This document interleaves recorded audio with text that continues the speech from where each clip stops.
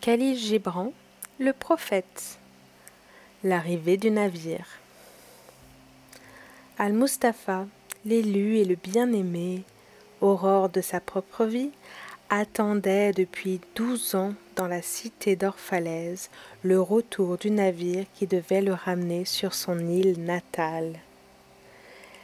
La 12e année, au 7e jour de Yeloul, mois des récoltes, il gravit la colline qui s'élevait à l'extérieur des remparts et regarda vers la mer.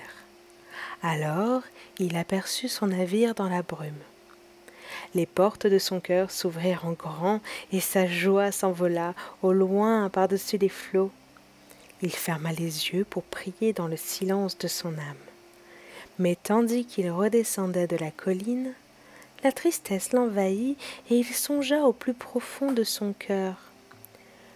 Comment pourrais-je partir en paix et sans chagrin? Non, je ne quitterai pas cette ville sans une blessure à l'âme. Longs furent les jours douloureux que je passais entre ces murailles, longues les nuits de solitude, et qui pourrait, sans regret, laisser derrière soi sa souffrance et sa solitude?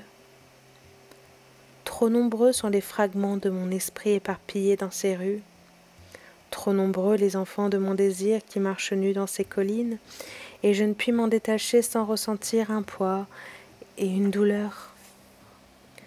Ce n'est pas un habit que je retire aujourd'hui, mais une peau que j'arrache de mes propres mains. Ce n'est pas non plus une pensée que j'abandonne, mais un cœur adouci par la faim et par la soif. Et pourtant, je ne puis m'attarder plus longtemps. La mer qui appelle toute chose m'appelle moi aussi, et je dois embarquer, car rester, bien que les heures brûlent dans la nuit, reviendrait à geler, à me cristalliser, à me figer dans le moule. Tout ce qui se trouve ici, je voudrais l'emporter. Mais comment? Une voix ne peut emporter la langue et les lèvres qui lui ont donné des ailes. Elle doit se mettre seule en quête de l'éther. Et c'est seul, loin de son air, que l'aigle vole au-delà du soleil. Lorsqu'il atteignit le pied de la colline, il se tourna de nouveau vers la mer et vit le navire approcher du port, avec à la proue des marins, des hommes de son pays. De toute son âme il leur cria: « Fils de mon antique mère, cavalier des marées, vous aussi si souvent naviguez dans mes rêves, et vous voici à présent mon éveil, qui est mon rêve le plus profond. Je suis prêt à partir, et mon impatience, toute voile dehors, n'attend plus que le vent.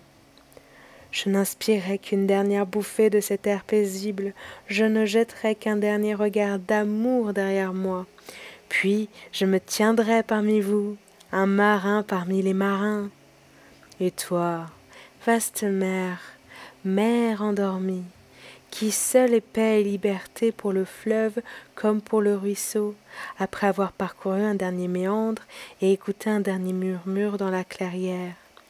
Je te rejoindrai, telle une goutte infiniment petite, dans un océan infiniment grand. Tout en marchant, il aperçut des hommes et des femmes qui quittaient leurs champs et leurs vignes pour gagner à la hâte les portes de la ville. Et il entendit leur voix qui criait son nom et annonçait d'un champ à l'autre l'arrivée du navire. Alors il songea: le jour de la séparation sera-t-il le jour des retrouvailles? Et dira-t-on que mon crépuscule était en vérité mon aurore? Et que donnerais-je à celui qui a laissé sa charrue au milieu du sillon, ou à celui qui a arrêté la roue de son pressoir? Mon cœur deviendra-t-il un arbre chargé de fruits que je pourrais cueillir et leur offrir? Mes désirs couleraient-ils comme une fontaine afin que je puisse remplir leur coupe? Suis-je une harpe que la main du Tout-Puissant peut effleurer, ou une flûte que son souffle traverse?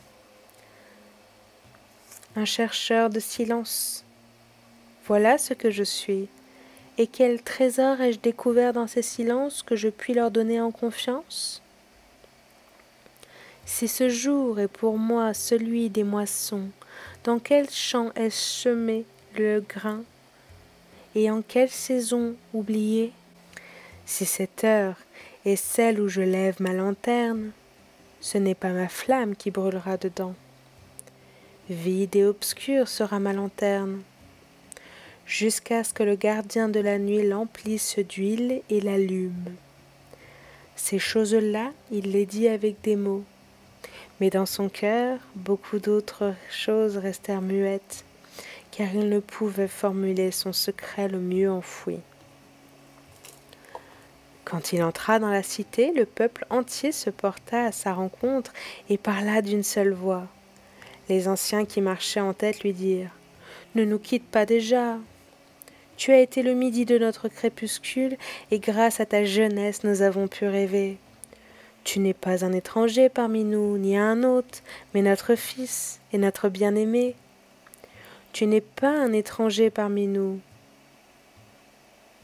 Ne nous rends pas malheureux de ne plus voir ton visage. » Les prêtres et les prêtresses lui dirent « Ne laisse pas les vagues de la mer nous séparer, et les années que tu as passées en notre sein devenir un souvenir.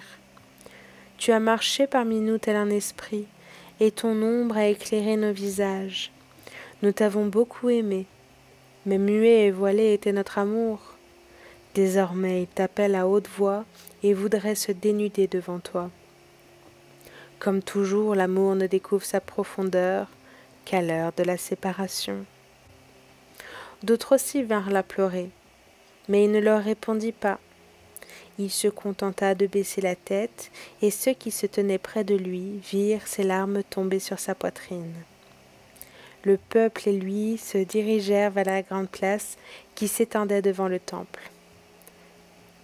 Du sanctuaire sortit une femme nommée Almitra.